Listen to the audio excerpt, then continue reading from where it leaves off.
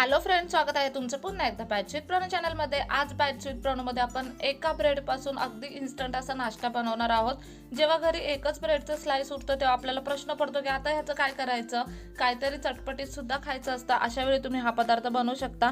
सगळ्यात पहिल्यांदा तर आपण एका ब्रेडचे 2 तुकडे करून घेतलेले आहेत।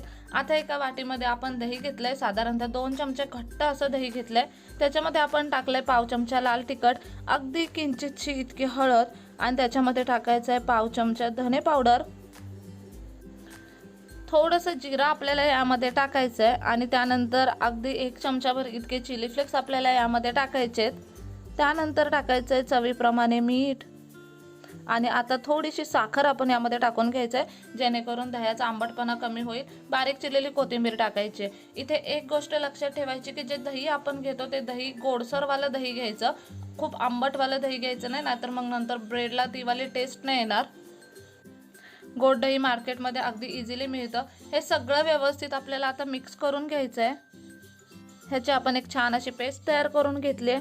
आता हे ब्रेडचे जे स्लाइस आहेत त्या ब्रेडच्या स्लाइसला अगदी भरभरून ही पेस्ट आपल्याला लावून घ्यायची आहे। आपण ह्या एका ब्रेडला पुरेल इतकीच पेस्ट इथे बनवलेली आहे। तुमच्याकडे जर जास्त ब्रेड असतील तर तुम्ही जास्त सुद्धा बनवू शकता। हे संपूर्ण दही आता आपल्याला यावरती लावून घ्यायचं आहे।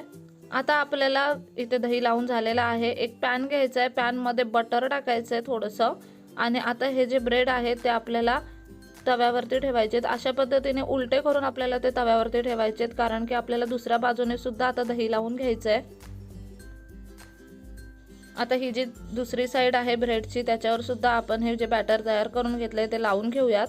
इथे आपण गॅसचा फ्लेम एकदम बारीक केलेला आहे। लो फ्लेमवरती आपण हे ब्रेड आता दोन्ही बाजूने मस्त असे फ्राय करून घ्यायचे आहेत।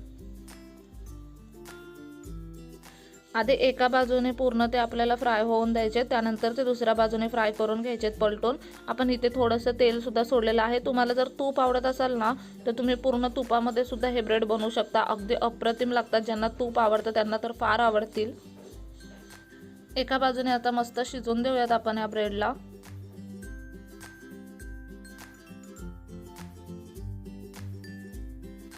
आता ब्रेड आपण पलटून घेऊ आणि दुसऱ्या बाजूने सुद्धा शिजवून घेऊ। अशा पद्धतीने ना 1 ते 2 वेळा आलटून पलटून हे ब्रेड आपल्याला मस्त असे क्रंची करून घ्यायचे आहेत।